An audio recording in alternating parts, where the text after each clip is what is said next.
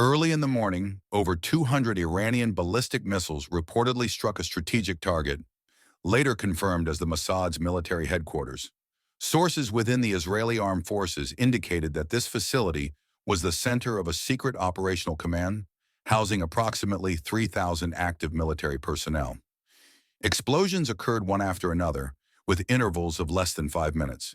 Iran's Sejal and Zulfikar missiles, known for their high precision, delivered their deadly payload with pinpoint accuracy to critical points of the target. There were no sirens or warnings, only a white flash and a complete blackout, like free campus Wi-Fi during a rainstorm. The Abylos reconnaissance satellite detected a sharp temperature spike in the area, indicating an explosion exceeding standard, conventional weapon parameters. While intelligence headquarters typically have secret bunkers, this time the bunkers were buried along with the covert budget. None of the thousands of Mossad personnel were evacuated. Hours after the attack, Israeli authorities issued a brief statement mentioning extensive damage and numerous casualties. But as of this writing, official figures have not been released.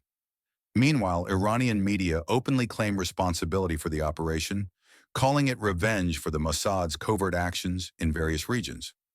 Interestingly, Israel struggles to refute these claims, as the only living witness is a guard dog that was coincidentally let out for a walk. This attack revealed a shocking fact. Iran not only possesses long-range, high-precision weapons, but also detailed intelligence on the Mossad's location and internal structure. Many are questioning how such information fell into enemy hands. Some jokingly remarked that perhaps someone was too busy with internal politics to check who was peering through the window. This operation is expected to mark a turning point in the Iran-Israel conflict. Analysts predict its consequences will not only shake Israel's military leadership, but also spark global diplomatic tensions. Amid the chaos, one fact is clear. The Mossad's office is no longer a secret, as it now lies in ruins known to the world.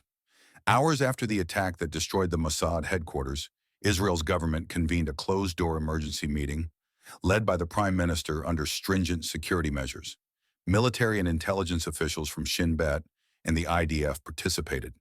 Despite the meeting's secretive nature, internal sources report a tense and panicked atmosphere. The government faced not only an attack that claimed thousands of intelligence operatives' lives, but also a collapse in trust in the defense system. The Iron Dome, David's Sling, and Arrow systems, once a source of pride, went from active to museum pieces. Dozens of missiles breached the defenses and struck the most critical targets. Defense experts dubbed this attack the Pearl Harbor of the Mossad, not only due to the casualty count, but also because of the coordination and precision impossible without a high-level intelligence leak. Some suspect the involvement of external intelligence networks or internal agent infiltration. Others quip that the only infiltrator might have been pirated software breaching the firewall. Iran stated the attack was part of a strategic defensive operation in response to the Mossad's covert actions across Middle Eastern countries. This suggests the attack was not just a military operation, but a precisely delivered political message, like a courier insisting on being photographed even as the house burns. In Israel, political pressure is mounting. Opposition parties condemn the total failure of Israeli intelligence and demand a thorough investigation. They call the deaths of thousands of Mossad personnel not just a military tragedy, but a national catastrophe with long-term consequences. Some say that in another country, the defense minister would have resigned or at least feigned illness. New reports indicate that part of the radar system showed glitches an hour before the attack, but the warning was dismissed as a false alarm. This report now draws attention, as it may have been the first ignored signal, like a read but unanswered message in a chat. This event opens a new chapter in the regional conflict. Many countries are watching Israel's response, particularly whether there will be a counterstrike or a new covert operation. However, with the loss of a significant portion of its intelligence infrastructure, the question is not when Israel will respond, but whether it still knows who its enemy is and where they came from. The U.S. government issued an official statement on Iran's massive attack, calling it a dangerous escalation and urging all parties to exercise restraint. However, diplomatic sources indicate the government is in disarray, debating whether to protect allies or pretend nothing is happening. Hours after a brief press conference, media leaked classified documents showing the U.S. knew of Iran's plans through satellite signals and recent missile tests, but did not act, fearing a full-scale conflict.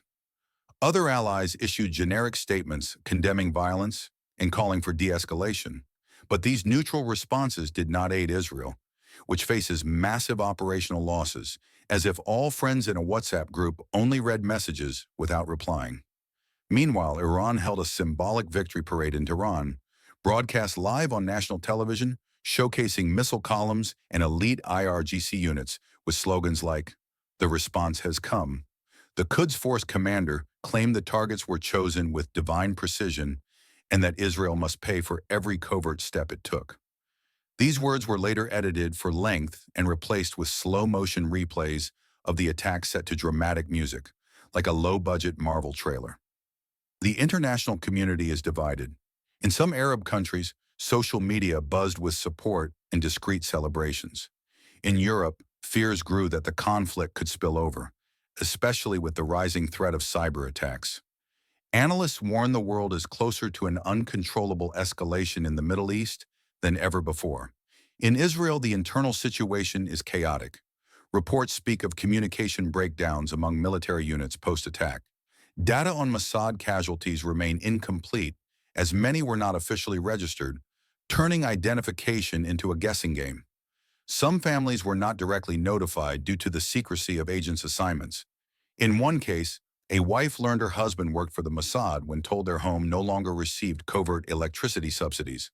The United Nations Security Council convened an emergency meeting to discuss the events. Permanent members like the U.S., Russia, and China voiced their positions formally and ambiguously. The U.S. urged Iran to exercise restraint, calling the attack illegal but avoiding harsh tones. Russia suggested the escalation stems from opaque interventions, hinting at the Mossad's covert activities. China took a neutral stance, calling for stability, but noting all parties should avoid cross-border provocations.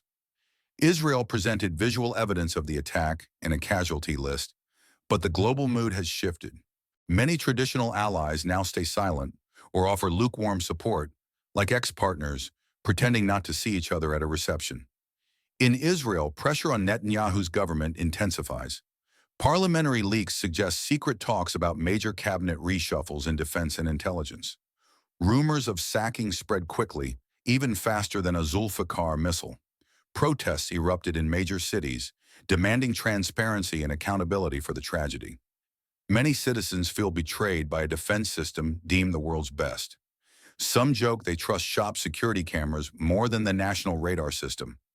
Military analysts predict Israel will need years to rebuild the Mossad's operational structure. Recruiting, retraining, and restoring the global network is a monumental task, especially under current geopolitical pressure. For the first time, the world's most feared intelligence agency lost not only its building, but also its aura of invincibility.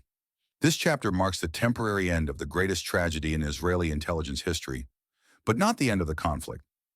All sides know that when blood is paid with blood, diplomacy becomes a mere accessory for endless meetings, yielding nothing but new PowerPoint presentations.